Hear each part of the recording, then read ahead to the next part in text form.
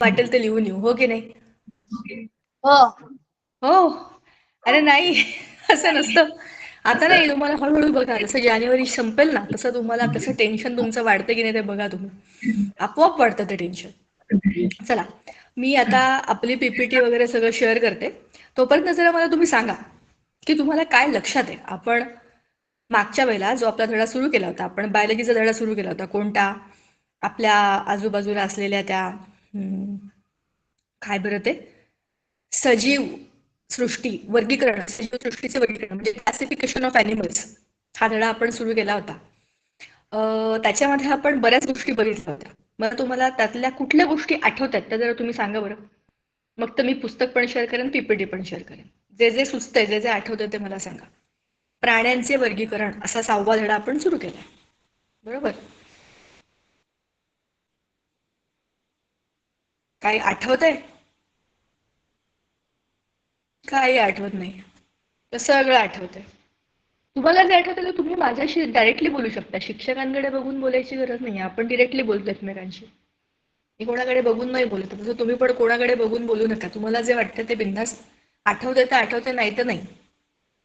मागे बसलेल्या मुली त्या अशा बघतात माझ्याकडे. हॅलो, सांगा ग, तुम्हाला काही आठवतंय का? प्राण्यांचे वर्गीकरण हा धडा आपण सुरू केला. तर त्यावेळेला आपण काय काय बोललो होतो? का बरं प्राण्यांचं वर्गीकरण करण्याची गरज आहे असं वाटतं तुम्हाला?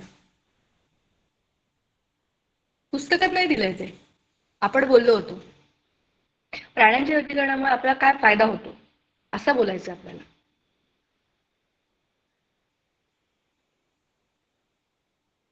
बरं, ऐका.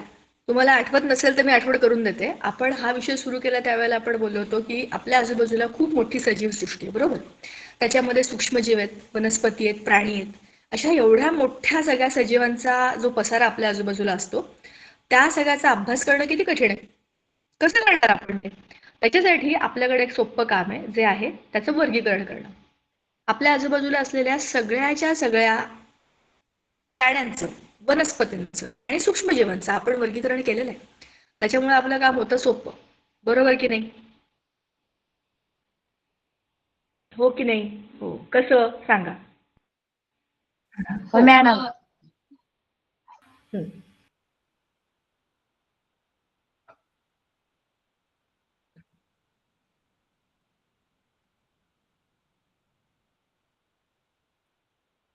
Hello, hello, hello.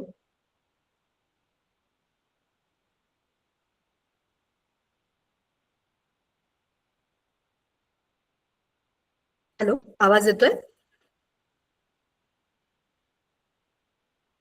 हो आवाज येत आहे मॅडम. हा, ओके. चला, सांगा का बरं वनस्पतींचं, प्राण्यांचं, सूक्ष्मजीवांचं वर्गीकरण करतो आपण? काय फायदा होतो आपल्याला?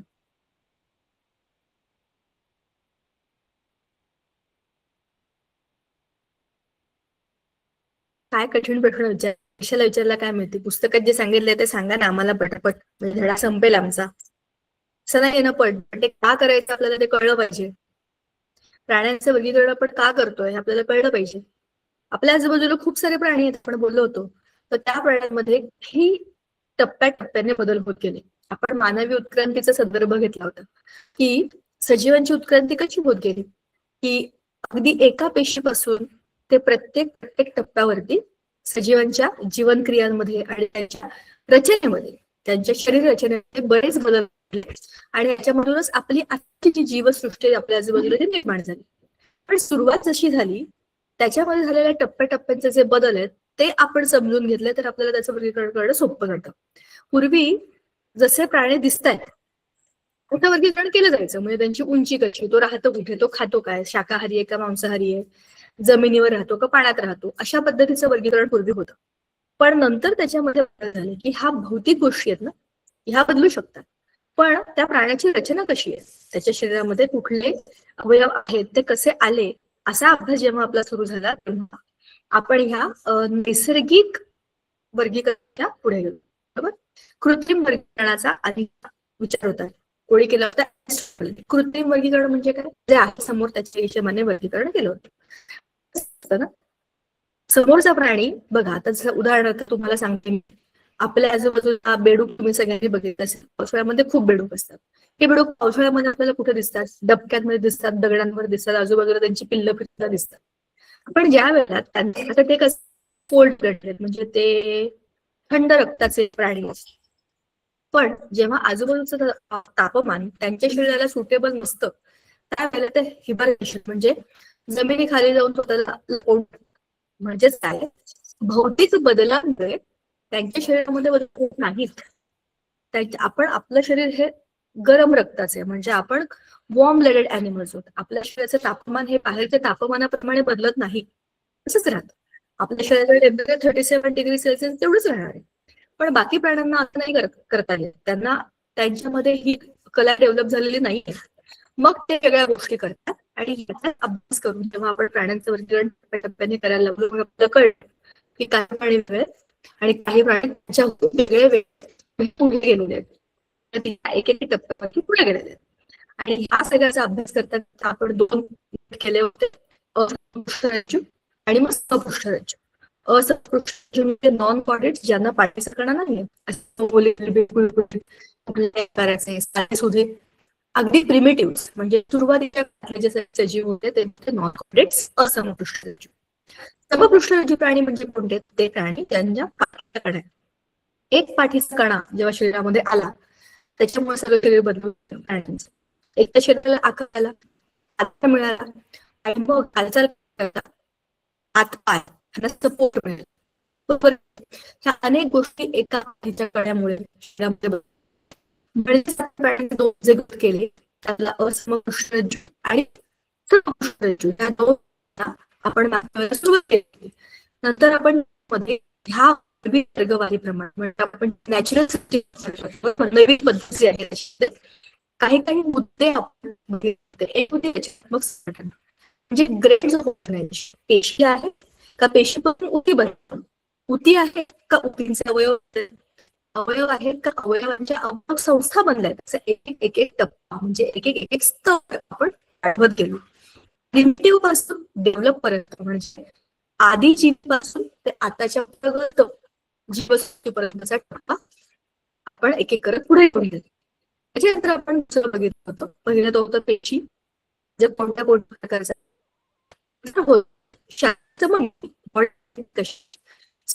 अगदीच सुरुवातीला जे काही सजीव होते सजीवाची कसंही का उभं आडतील कसाही तरी पण तुम्हाला समान भाग मिळणार नाही, कुठल्याही साम्य नाही, बरोबर असते. पण नंतर होते रेडियल सिमेट्री म्हणजे कोणत्याही भागात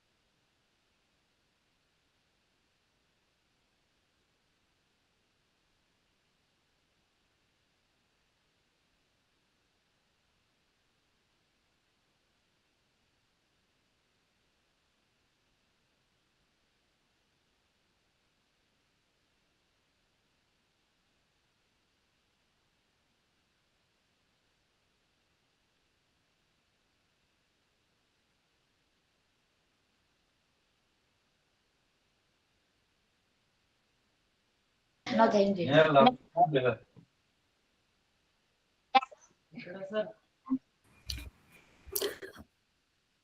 हॅलो, माहित नाही माझा फोन मध्येच डिस्कनेक्ट झाला. आता माझा आवाज येतोय का तुम्हाला? येत आहे.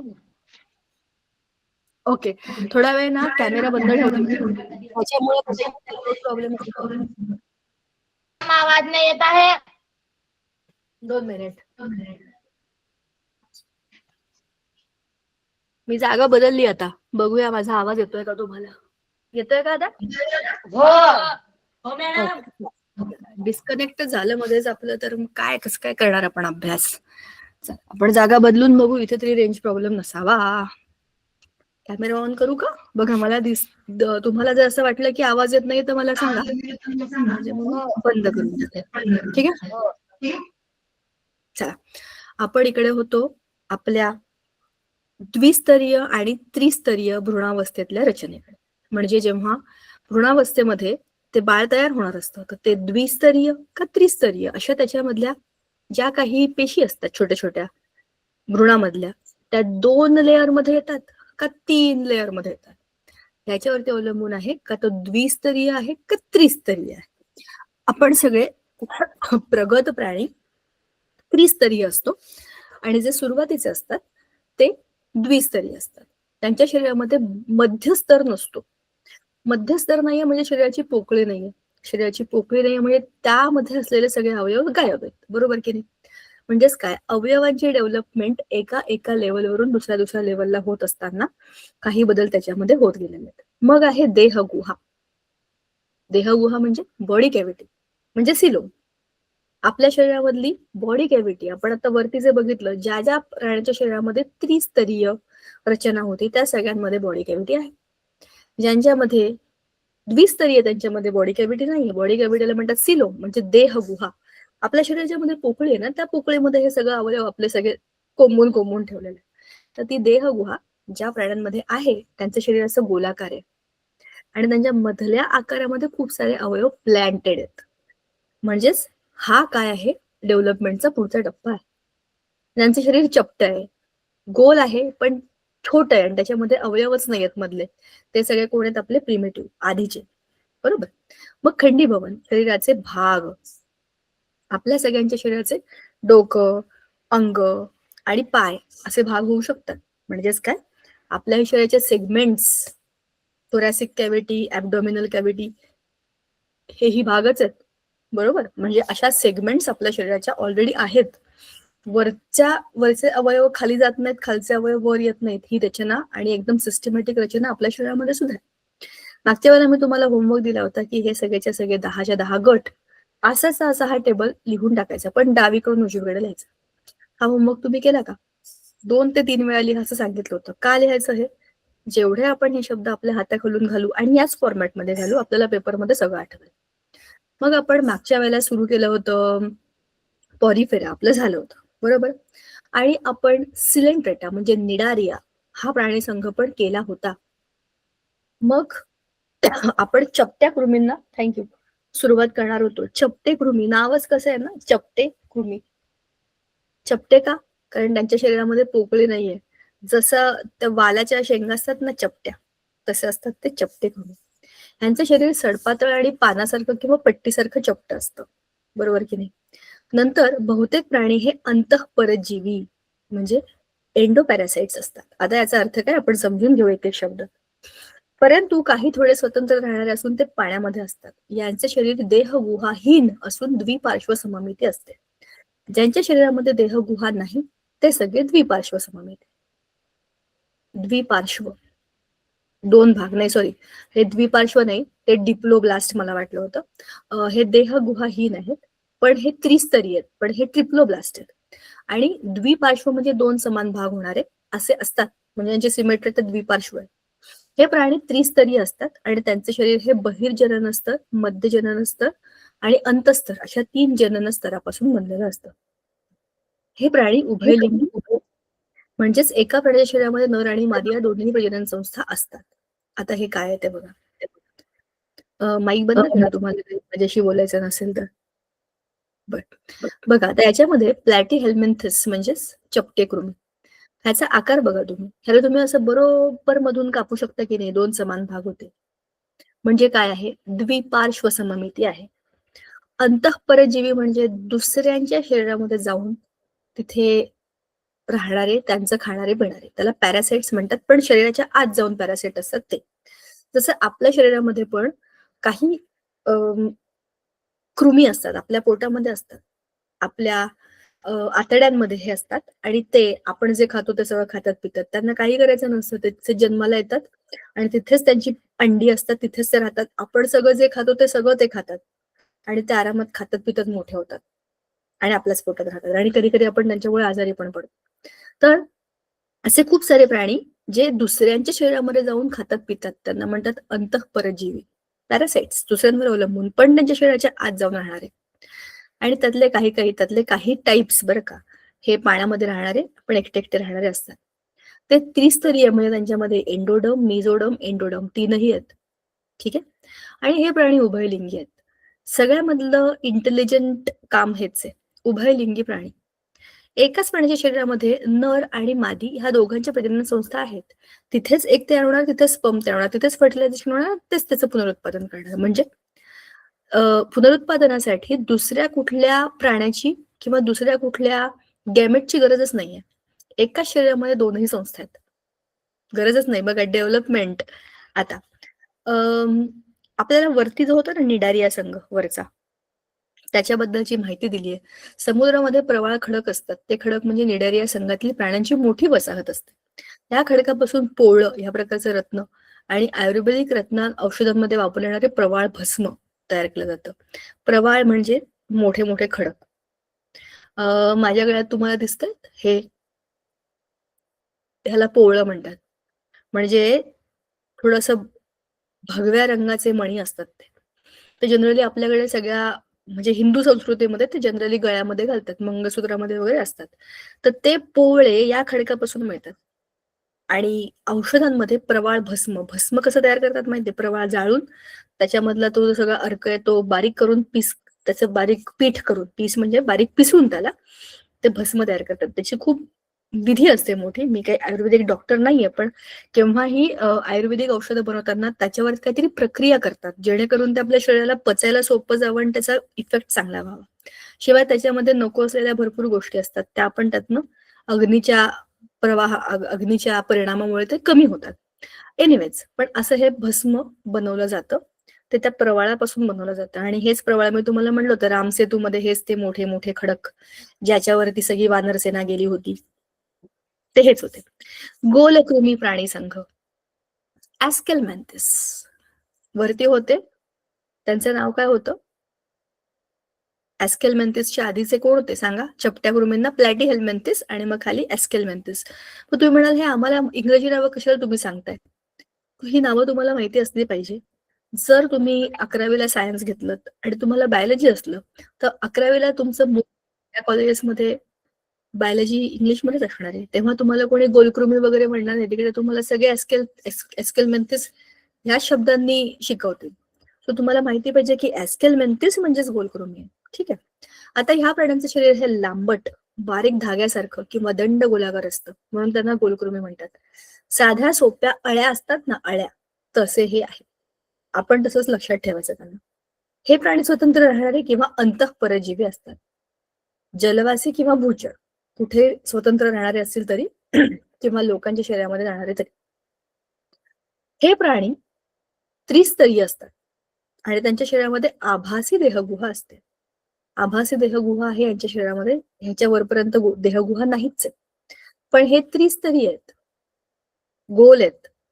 या कृमींचं शरीर हे अखंडित आहे, पण त्याच्याभोवती भक्कम उपचर्म आहे, म्हणजे एक स्किनच्या जाड लेअर आहे, असं लांब आहे, अखंडित आहे, त्याचे सेगमेंट्स नाहीत, लांबच्या लांब एकच आहे. आणि हे प्राणी एकलिंगी असतात, एकतर मेल किंवा फिमेल. मेल फिमेल एकत्र नाही, वरचा होता त्याच्यामध्ये दोन्ही एकत्र होते. ह्याच्यात तसं नाही, ह्याच्यात मेल वेगळे फिमेल वेगळे. बघा ना, चित्र दिलेली आहेत. पण हे काय आहेत? पोटातील जंत. आपल्या सगळ्यांच्या पोटात ते जंत छोट्या मुलांना होतात ना, जंत पोट दुखतं असं वगैरे रडतात छोटी मुलं. मग डॉक्टरकडे नेलं की चॉकलेट खाल्लंय का, गोड खाल्लंय का, चेक करा, पोटात जंत झाले असतील, त्या जंतावर औषध दिलं जातं. तुमच्या शाळेमध्ये तुम्ही लहान असताना कदाचित तुम्हाला जंताचं औषध दिलं असेल. भरपूर शाळांमध्ये ते आपोआपच दिलं जातं.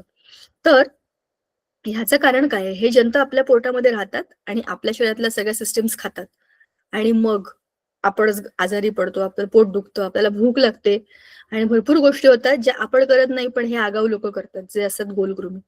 हे पोटातले जंत आहेत. मग हे हत्ती पाय ह्या रोगाचा जंत, त्याला म्हणतात फिलारिया वॉर्म. हे आपल्याकडे फार नाहीये, पण हे आफ्रिका वगैरे ह्या कंट्रीजमध्ये जिथे खूप अशी काय बरं म्हणतो आपण, असं घाणेरडेपणा किंवा गलिच्छता, रोगराई, घाणेरडं पाणी, अशा सगळ्या काय बरं म्हणतो आपण एकदम अशा रोगट वस्ती असतात ना, तिथे हा रोग भरपूर लोकांना होतो. ह्याच्यामध्ये काय होतं माहितीये का, एखाद्या माणसाचा किंवा बाईचा किंवा मुलाचा कोणाचाही पाय हत्तीच्या पायासारखा मोठा जाड होतो, म्हणूनच त्याला हत्ती पायाचा रोग म्हणतात. हे कशामुळे होतं की पायाला एखादी जखम झाली किंवा काही लागलं, त्याच्यामधनं हे फिलारियाचे वर्म म्हणजे हे जे किडे आहेत ना, बारीक बारीक जंत, अळ्या, हे त्याच्यामध्ये जातात आणि त्या पायामध्ये त्या गेल्या ना की तिथे त्यांची मोठी वस्ती बनते आणि मग ते पूर्ण पायाला डॅमेज करून टाकतात आणि तो पाय हत्तीसारखा जाड जड. विचार करा किती त्रास होत असेल. कधी वेळ मिळाला ना तर युट्यूब वरती सर्च करा हत्ती पाय, मग तुम्हाला समजेल हा फिलारिया वर्म. मग त्या काढण्याकरता भरपूर काय काय करावं लागतं, बापरे, त्याचे पण व्हिडिओ आहेत, भयंकर आहेत. मग आहे डोळ्यातले जंत. डोळ्यामध्ये पण जंत होतात. ते म्हणाल काहीही काय बोलताय, डोळ्यामध्ये कशाला जंत होतील? होतात. आपल्या डोळ्यामध्ये बघा, तुम्हाला सगळ्यांना अंदाज असेल की कोपऱ्यामध्ये ना असं एक घाण आल्यासारखं किंवा असं पिवळं पिवळं असं काहीतरी जमा होतं सगळ्यांच्याच डोळ्यामध्ये. ते डोळ्याचं क्लिनिंग करण्याकरताच ऑटोमॅटिक काय बरं म्हणतो आपण सिस्टीम असते. पण त्याच्यामध्ये ह्या डोळ्यामध्ये जर हे जंत गेले तर आपल्या दृष्टीला किंवा आपल्या डोळ्यांना जळजळ होणं, दुखणं, लाल होणं, अशा वगैरे प्रकारच्या समस्या येतात. तर असे हे ना लोकांना त्रास देणारे अंतःपरजीवी आणि गोलकृमी ऍस्कलमेंथिस संघातले प्राणी असतात. रचना बघा, मुख, शेपूट, एका बाजूला तोंड एका बाजूला शेपूट आहे. आता मधल्या ह्याच्यामध्ये त्यांचं एकच शरीर आहे ना पूर्ण. उत्सर्गी छिद्र म्हणजे आपल्या शरीरामध्ये नको असलेल्या गोष्टी बाहेर टाकण्यासाठीचा पार्ट. नरजंत आणि मादीजंत. नरजंत छोटा आहे आणि मारीजंत हा मोठा आहे, म्हणजे लांबीला. ठीक आहे. अशा पद्धतीने हे घाणेरडे ऍस्केलमेंथिस गोलकृमी प्राणी संघातले प्राणी असतात. मग आहे हे हे बरे आहेत बरं का, हे ऍनलिडा, वलयी प्राणी संघ. हे काय करतात? हे प्राणी लांबट, दंडाकृती आणि त्यांचं खंडीभवन, कायखंड म्हणजे शरीराचे खंड झालेले आहेत, मेटामेरिक सेगमेंटेशन, म्हणून त्यांना खंडीभूत कृमी किंवा सेगमेंटेड वर्म्स असं म्हणतात. हे बहुतेक जे आहेत ना ते स्वतंत्र राहणारे असतात. त्यातले काही काही बाह्य परजीवी म्हणजे प्राण्यांच्या शरीराच्या बाहेर राहतात, शरीराच्या आतमध्ये घुसून काही करत नाही, बाहेरच्या बाहेर असतात आणि बाहेरून त्यांचं खाणं पिणं एखाद्या प्राण्याच्या केसांमध्ये किंवा एखाद्या प्राण्याच्या शरीरावरती स्किन मध्ये, पण बाहेर असे ते चिटकलेले असतात, शरीराच्या आत जात नाहीत सहसा. स्वतंत्र राहणारे प्राणी हे समुद्र किंवा गोड्या पाण्यात राहणारे किंवा भूचर असे असू शकतात. स्वतंत्र आहेत ना ते त्यांचे इंडिव्हिज्युअल सगळं काय काय करतात. उदाहरणार्थ आपला गांडूळ बघा, हा आपल्याला त्रास देतो का सांगा बरं मला? त्याचा मातीमध्ये फिरतो, इकडे तिकडे जातो, माती खातो, काय करायचं ते करतो, पण तो आपल्याला त्रास देत नाही, उलट तो आपला मित्र आहे, हो की नाही? तो स्वतंत्र आहे. असे जे प्राणी असतात ते सहसा कोणाच्या वाड्याला जात नाहीत. भूचर जमिनीमध्ये असतात, पाणी असेल तरी पण ते राहू शकतात, बरोबर.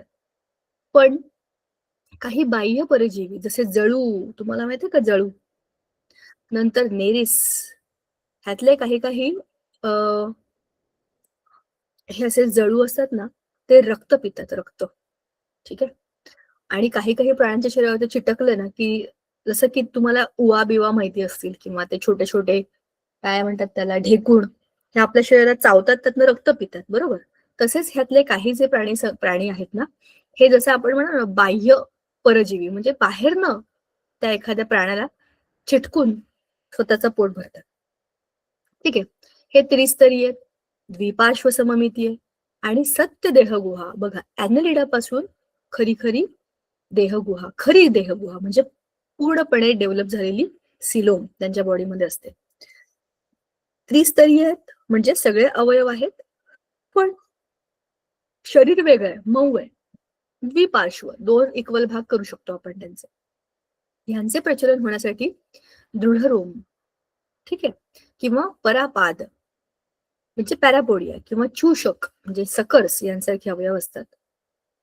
म्हणजेच काय करतात ते, एखाद्या प्राण्याला चिटकायचं असेल तर त्याला चूषक म्हणजे जिकडनं तुम्ही सक करू शकता, रक्त किंवा असं काही. बघा ह्याला चिटकण्याकरता त्याला काही काही जागा असतात जिकडे ते त्या प्राण्याला चिटकतात त्या शरीराला आणि तिकडनं रक्त पिऊ शकतात. परापाद म्हणजे पॅरापोडिया, त्याला फिरण्याकरता, इकडे तिकडे जाण्याकरता, एका ठिकाणी थांबण्याकरता अशी त्यांची शरीराची रचना असते, कारण हे वळवळ करणारे प्राणी आहेत, बरोबर. यांच्या सर्वांगाभोवती विशिष्ट उपचर्म म्हणजे क्युटिकल असतं. तुम्ही गांडुळाला बघितलं असेल, त्याची स्किन कशी आहे, त्याचे आरपार त्याचे सेगमेंट दिसतात, पण त्याच्या शरीराच्या वरती एक आवरण आहे, चमचमीत, चकचकीत, गुळगुळीत, हो की नाही, चमकदार, त्याला क्युटिकल म्हणतात. हे प्राणी उभयलिंगी किंवा एकलिंगी असतात, डिपेंड करतं. काही त्यातले उभयलिंगी आहेत किंवा काही त्यातले एकलिंगी. एकलिंगी म्हणजे एक तर मेल किंवा फिमेल, उभयलिंगी म्हणजे एकाच प्राण्याच्या शरीरामध्ये मेल पण आणि फिमेल पण. आता उदाहरणं काय आहेत आपले, गांडूळ, लीच, नेरिस, हे सगळे तर दिलेलेच आहेत. बघा ना हा कसा आहे, बाहेर एखाद्या प्राण्याच्या शरीरावरती चिटकून तिकडनं तो रक्त पिणार, इकडनं बघा मुख, त्याचं शुंडक आहे तिकडे, म्हणजे रक्त पिण्याची जागा. चला, आता सगळ्यात मस्त आणि इंटरेस्टिंग प्राणी संघ आहे ऑर्थ्रोपोडा म्हणजे संधिपाद. नावातच संधी आहे, संधी म्हणजे जॉईंट आणि पाद म्हणजे पाय. मग याचा अर्थ काय, हे सगळेच्या सगळे जे प्राणी आहेत ह्या सगळ्यांचे जॉईंटेड अपेंडेजेस आहेत. म्हणजेच काय, त्यांच्या शरीरामधले त्यांचे जे पाय आहेत ते जॉईंटेड आहेत. ह्या प्राण्यांना छोट्या छोट्या तुकड्यांनी जोडून तयार झालेली उपांग असतात. म्हणजेच काय, त्यांचे पाय, त्यांचे पंख, ह्या सगळ्या छोट्या छोट्या तुकड्यांना जोडून तयार झालेला एक प्राणी असं त्याला म्हणायचं. पृथ्वीवर या संघातील प्राण्यांची संख्या ही सर्वात जास्त आहे. सगळ्यात जास्त प्राणी असलेला संघ कुठला, ऑर्थ्रोपोडा, तो पण पृथ्वीवरचा. आपण फक्त असमपृष्ठरज्जू बघत नाहीये, जितके सगळे प्राणी आजूबाजूला आहेत त्यातलं बघतोय. म्हणून संधिपात प्राणी संघ हा प्राण्यांमधला सगळ्यात मोठा आणि जीवन संघर्षामध्ये सगळ्यात यशस्वी झालेला असा संघ आहे. याचं बेस्ट उदाहरण आहे झुरळ. जेव्हापासून असं म्हणतात, जेव्हापासून पृथ्वी तयार झाली ना तेव्हापासून झुरळ अस्तित्वात आहेत. किती वर्ष झाली, हजारो वर्ष झाली त्या गोष्टीला. पण तरी पण झुरळ, आता तुम्ही तुमच्या घरामधला किंवा शाळेतला पण अनुभव बघा, झुरळ सहजासहजी मरतं का मला सांगा, हाताला पण लागत नाही, ते उडून जातं डायरेक्ट. तुम्ही त्याला झाडूने मारा, काठीने मारा, मरतच नाही लवकर. कारण काय, त्याच्या शरीराची रचनाच अशी आहे की ते स्वतःला वाचवतं. काही तरी पण चिवट असतं ते. तुम्हाला ते कुठेही दिसतं, किचन मध्ये दिसतं, बाथरूम मध्ये दिसतं, बेडरूम मध्ये, कपड्यांमध्ये, डोंगरावरती पण दिसतं, गार्डन मध्ये पण दिसतं. तुम्ही कुठेही जा, झुरळ तुम्हाला कुठेही आढळू शकतं. म्हणजेच जीवन संघर्षामध्ये यशस्वी झालेले प्राणी आहेत ते. हे प्राणी खोल महासागर तसेच सर्वात उंच पर्वत अशा सगळ्या प्रकारच्या अधिवासामध्ये आहेत. म्हणूनच त्यांची संख्या एवढी आहे की नाही. अनेक प्रकारचे प्राणी आहेत आणि अनेक ठिकाणी दिसतात आणि म्हणूनच ते काय आहेत, सगळ्यात सक्सेसफुल प्राणी आहेत. यांचं शरीर त्रिस्तरीय, सत्यदेह गुहा आणि द्विपार्श्व सममित आणि खंडीभूत, सगळ्याच्या सगळ्या डेव्हलपमेंटच्या स्टेजेस त्यांच्यामध्ये कम्प्लीट आहेत. त्यांच्या शरीराभोवती कायटिन युक्त बाह्य कंकाल म्हणजे एक्झोस्केलेटन आहे, म्हणून तर ते लवकर मरत नाही आणि त्यांना काही लागत पण नाही. एक्झोस्केलेटन म्हणजे बाह्य कंकाल. हे दिसतात तुम्हाला झुरळाच्या अंगावरचं, हे त्याचे पंख, ते त्याचं बाह्य कंकाल आहे. शरीराच्या आतमध्ये हाडांसारखी रचना असेल किंवा नसेल, पण बाहेरून तर एक ऑलरेडी हाडांसारखं कडक पण सॉफ्ट आणि मऊ असं आवरण आहे. ह्याचा उपयोग होतो त्याला वाचवण्याकरता, आतलं शरीर लपवण्याकरता, म्हणजे खालून काही डॅमेज होत नाही ना, बरोबर. काटेरी पाय आहेत बघा, 1 2 3 4 5 6, 6 पाय आणि 2 मिशा, त्याला म्हणतात स्पृशा. हे डोके, वक्ष, पंख, उदर आणि पाद. बघा हे विंचू, विंचूला किती पाय असतात, 1 2 3 4 5 6. पैशाचा किडा, पावसाळ्यामध्ये तुम्हाला हे खूप दिसतात, बरोबर. तुम्ही कुठलाही बघा, ज्याचे पाय तुम्हाला असे वाकडे तिकडे जोडलेले दिसतात, सगळेच्या सगळे कीटक याच कॅटेगरीमध्ये येतात. आता आणखीन काय, हे प्राणी एकलिंगी असतात, एकतर मेल किंवा फिमेल. ठीक आहे. म्हणजे डेव्हलपमेंट करताना पुढच्या टप्प्यावरती आपल्याला हे क्लिअर दिसतं की एकतर मेल किंवा फिमेल हे डेव्हलपमेंट पुढे होत गेलेलं आहे. संधिपाद संघातील कीटकांपासून मानवाला होणारे तोटे आणि फायदे. तोटे बरेच आहेत, फायदेही बरेच आहेत. विचार करा आणि मग सांगा मला, ह्या संघातील प्राण्यांपैकी सर्वात कमी आणि सर्वात जास्त आयुष्यमान असलेले प्राणी कोणते? मस्त प्रश्न आहे, विचार करून सांगायचं. अन्नासाठी फक्त याच संघातील कीटक हे प्राणी मानवाबरोबर थेट संघर्ष करतात असे का म्हटले? बघा, फुलपाखरू हे फुलांमधला मध घेतं. विंचू त्याच्या आजूबाजूला असलेले जे काही बारीक बारीक किडे आहेत ते खातं. झुरळ तर आपण जे खाऊ ते सगळं खाऊ शकतो. म्हणजेच काय, मानव आणि अन्न मानवाचं ह्यातल्या बऱ्याचशा गोष्टींमध्ये ते डायरेक्ट आपल्या बरोबर कॉम्पिटिशन करतात ना, असं म्हटलं जातं. मृदुकाय प्राणी संघ. मृदुकाय, आता ह्याचा अर्थ आहे मृदू म्हणजे मऊ, काय म्हणजे काया, म्हणजे मऊ शरीर असलेले प्राणी. यांचं शरीर कसं आहे, मऊ बुळबुळीत, त्यांना मृदुकाय म्हणतात. हा प्राण्यांमधला दुसरा सगळ्यात मोठा असा संघ आहे. पहिला आहे ऑर्थ्रोपोडा, दुसरा आहे मोल्युस्का, म्हणजेच मृदुकाय, मऊ बुळबुळीत शरीर. पण हे प्राणी जलचर किंवा भूचर दोन्ही याच्यामध्ये असतात. जलचर मृदुकाय प्राणी हे बहुतेक समुद्रात राहणारे आहेत, परंतु काही गोड्या पाण्यातही असतात. त्यांचं शरीर त्रिस्तरी, देहगुहायुक्त, अखंडित आणि मृदू असतं. ह्यांच्या शरीरामध्ये खंड नाही आहेत, हा त्यातलं एक्सेप्शन आहे. वरती खंड होते, याला खंड नाही आहे, एकच पूर्ण गोलच्या गोल मऊ मऊ गुळगुळीत बुळबुळीत असं त्याचं शरीर आहे. गोगलगाईसारखे प्राणी वगळता सर्वांचं शरीर हे द्विपार्श्व सममिती असते. त्यांचे शरीर डोकं, पाय आणि आंतरांग संहती अशा 3 भागांमध्ये विभागलेले आहे.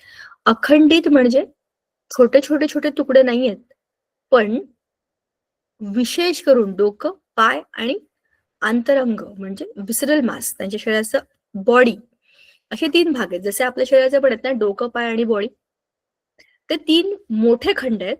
पण बारीक बारीक खंड जसे आपल्या गांडुळाच्या शरीरामध्ये बघा असे बारीक बारीक बारीक सेगमेंट असतात, तसे नाही आहेत बरं का. हे डेव्हलप्ड खंड आहेत.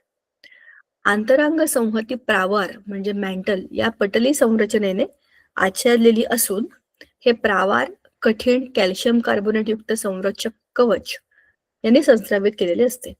कवच हे शरीराभोवती किंवा शरीरामध्ये असते तर काहींमध्ये ते नसते. बघा, आपल्या आजूबाजूला ह्याची खूप उदाहरणं आहेत. एक आहे गोगलगाय, दुसरं समुद्रातले शिंपले. तुमच्यापैकी बऱ्याच जणांना माहिती असेल का मला अंदाज नाही, पण हे जे शिंपले असतात ना, ह्या शिंपल्यामध्ये एक असा मऊ गुळगुळीत प्राणी असतो आणि खूप लोक हे शिंपले समुद्रामध्ये जे असतात ते काढतात आणि त्यातले ते प्राणी खातात. मुख्य म्हणजे सगळ्यांना काही मोती नसतो मिळवायचा, पण मोती बनवणारेही तेच असतात. त्याच्यामध्ये ते मऊ मऊ गुळगुळीत असे प्राणी असतात, जशी ती शेंबडी किंवा ह्याच्यामध्ये गोगलगाय असते ना, तसाच एक प्राणी लिबलिबी त्याच्यामध्ये राहत असतो. पण त्याच्या शरीराच्या भोवती हे कवच आहे, ह्या शिंपल्यांच्या मध्ये तो राहत असतो. पण त्या प्राण्याच्या मध्ये जर एखादा मातीचा कण गेला, हे शिंपलं उघडलं आणि त्याच्यामध्ये मातीचं कण गेलं की त्याला टोचतो ना, तो मऊ नुसती स्किन आहे. आपली जीभ कशी आहे बघा, नुसती स्किन आहे ना, त्याच्यामध्ये हाडं नाहीये, काही कडक नाहीये. पण अगदी थोडंसं जरी कडक काही आपण खाल्लं तरी आपल्या जिभेला टोचतं ना. सेम तसंच ह्या प्राण्याला पण तो मातीचा वाळू वगैरे टोचतो आणि मग ह्याच्या भोवती, त्या दगडाच्या भोवती, छोट्याशा वाळूच्या भोवती ते काय एक प्रकारचं लिक्विड स्वतःच्या शरीरामधून ते सिक्रेट करतात. त्याच्यामुळे काय होतं, आपोआप त्या मातीच्या किंवा त्या वाळूच्या कणाच्या भोवती एक असा लेअर बनत जातो आणि नंतर त्याचा बनतो मोती. तो खूप महाग असतो, कारण तो असंच उगाच नाही बनत ना, तो ह्याने बनवलेला असतो.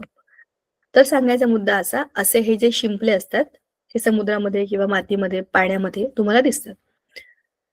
गोगलगाय, आता 1-1.5 महिन्यापूर्वी तर गोगलगायींच्या सीझनला पीक आला होता. म्हणजे आमच्या घराच्या इथे तर पूर्ण रस्त्यावरती गोगलगाय नुसत्या रस्तेच क्रॉस करत फिरत होत्या. मी विचार करत होते, अरे वेड्यांनो कुठे फिरताय या शेतातून त्या शेतामध्ये.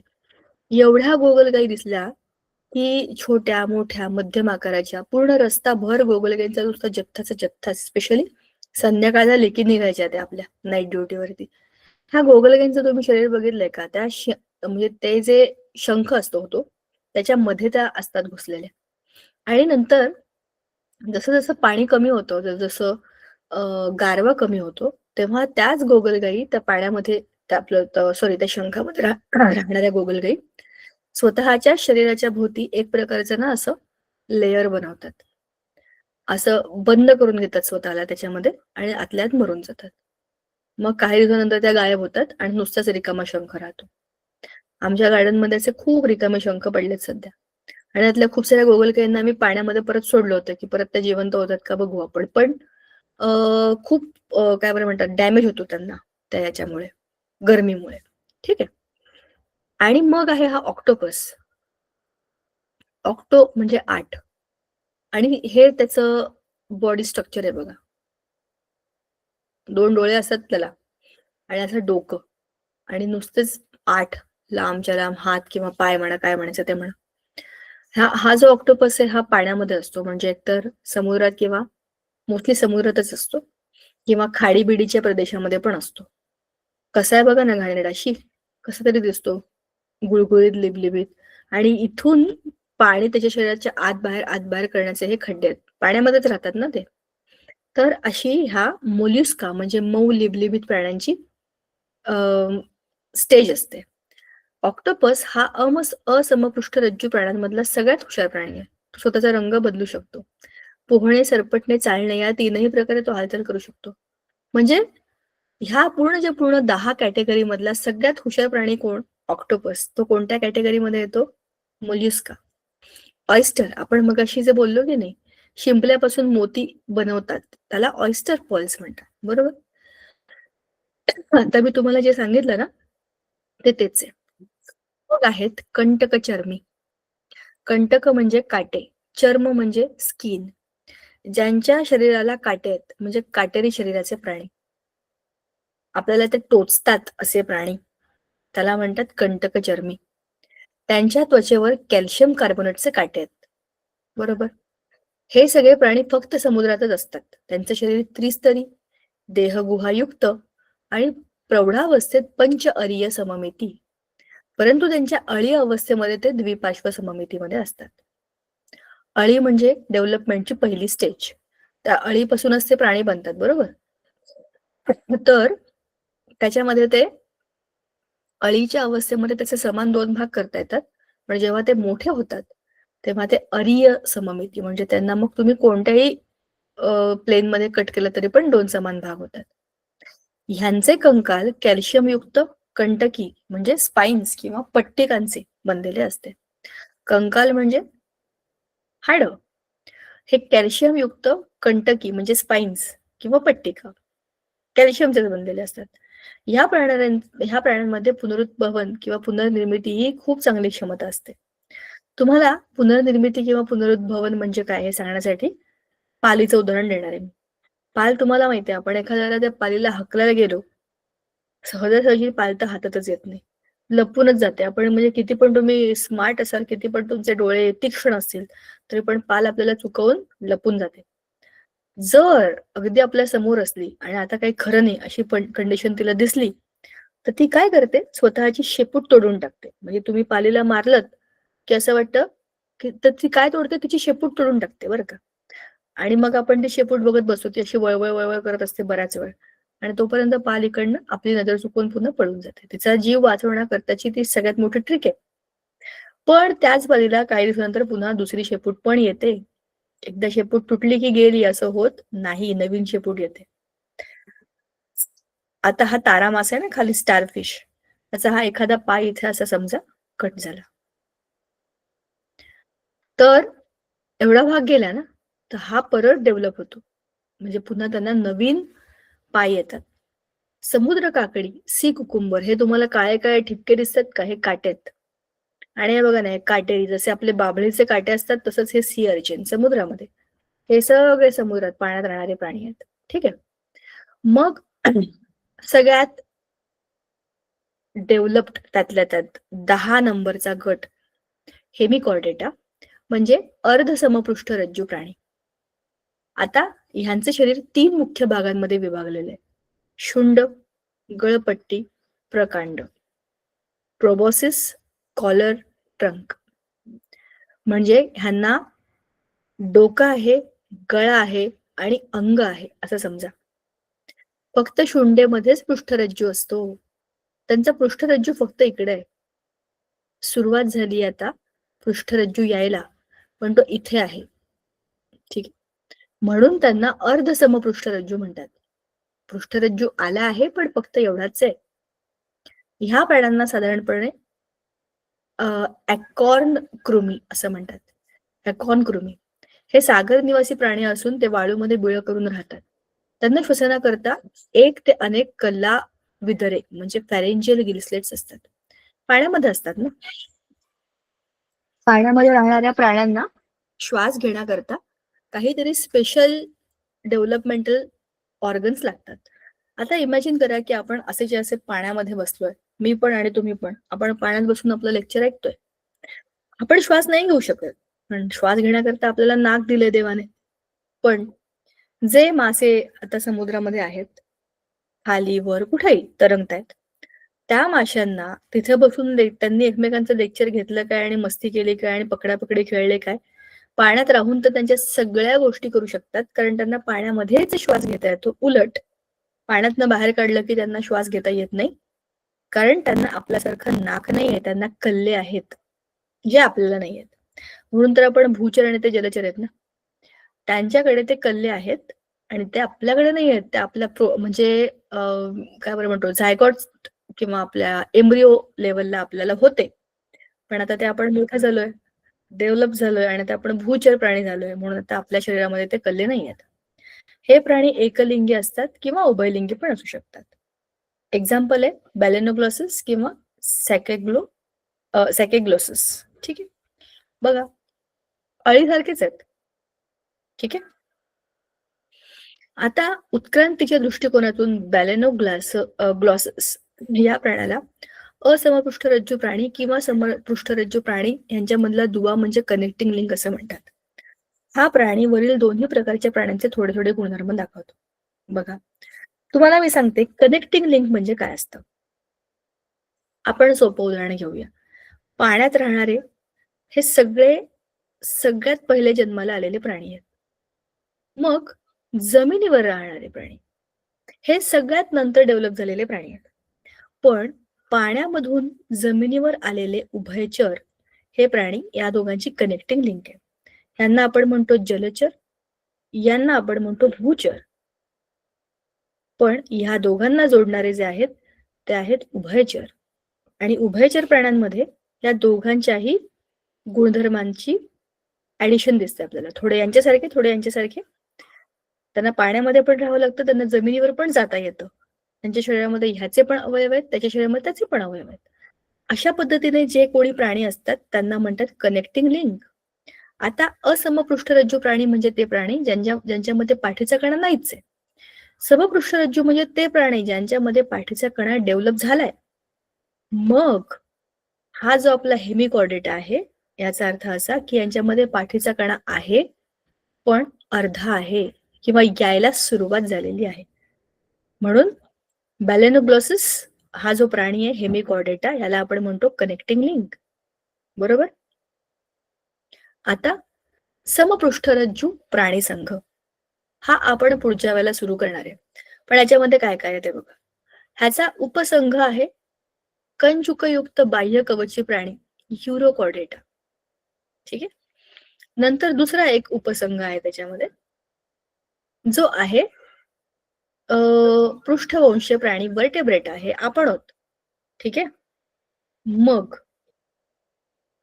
अरे हा उपसंघ पृष्ठवंशीय मधले 6 वर्ग आहेत. चक्रमुखी, चंद्रमुखी नाहीये, चक्रमुखी. मत्स्य म्हणजे पायसेस, मग आहेत उभयचर, मग आहेत रेप्टाइल्स, मग आहेत एव्ज आणि मग लास्ट आहे आपण सस्तन. आपला अभ्यास करण्यासाठी आपल्याला पुढच्या लेक्चर पर्यंत थांबायला लागणार आहे. आपण आहोत सस्तन. ठीक आहे. चला, आज आपण थांबूया इथे आणि हे सगळं झालं की हा धडा आपला संपेल. पुढचा धडा कोणता जरा बघूया आपण झटकन पटकन. सूक्ष्मजीव. बरं, हा काही फार कठीण धडा नाहीये, पण नावं जरा चित्रविचित्र आहेत, त्याच्यामुळे याला आपल्याला नीट समजून घ्यायला पाहिजे. धडा तसा सोपाच आहे. चला भेटूया पुढच्या वेळेला. Thank you so much. Thank you Sangeeta ma'am. Bye मुलांनो. बाय बाय करण्याकरता बरोबर तयार असताना तुम्ही टाडा. बाय. उद्या यायचं मॅम. उद्या नाही ग बाई. उद्या यायचं? कुठे यायचं उद्या? नाही, सोमवारी क्लासला गणेश यायचं. ओके, चालेल. तुम्हाला कळतंय ना रे आपण जे काही बोलतोय ते? फास्ट नाही होत आहे ना? किंवा तुम्हाला कळत नाही असं तर नाही चाललं? मला सांगा, आणि त्याप्रमाणे आपण चेंज करू. मॅडम. Thank you so much. चला बाय, भेटूया. बाय. बाय.